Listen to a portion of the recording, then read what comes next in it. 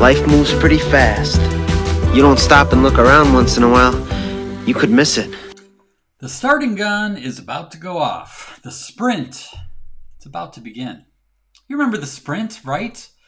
Before we were confined to our homes and our extracurricular activities got cut off at the knees, we were expert sprinters, rushing from one thing to the next with great efficiency.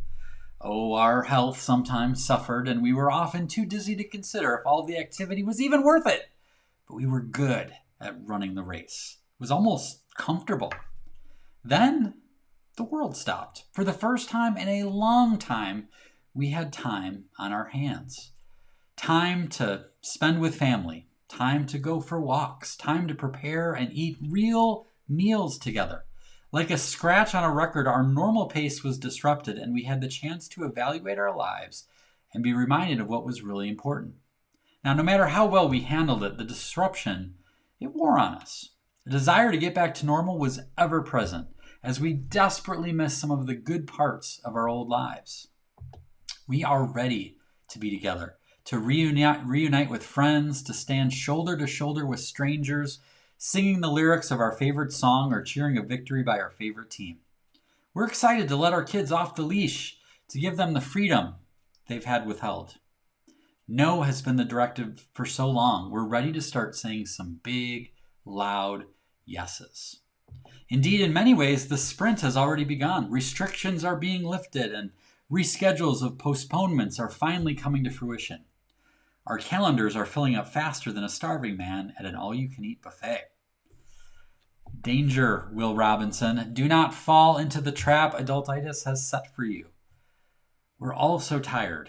I fear that once the starting gun goes off and the race resumes, we may find ourselves worse off than ever before, especially if we resume the pace we had gotten so comfortable maintaining when things were normal.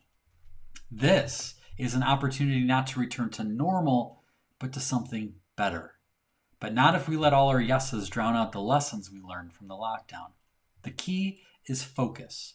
Consider this definition from Johnny Ive, the famed designer responsible for Apple's iMac, iPod, and iPhone.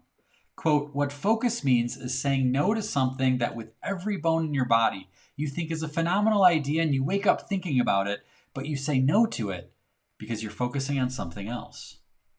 If you want to win a race, you can't run every which way. You have to focus on the finish line. You cannot let yourself be distracted by the other runners, the birds in the sky, or the lure of the hot dog vendor in the stands. In this race called life, decide on the goal. To focus means saying yes to the opportunities that get you closer to that goal and turn down the ones that don't. What is your goal for your life? What really matters? For what or whom do you run? Use the wisdom you've gained during this disruption to guide you in deciding what opportunities are worth saying yes to and which ones will just make you busy. It's time to run free. After more than a year of no dominating our lives, we're ready. Just remember, not everything has to be a yes.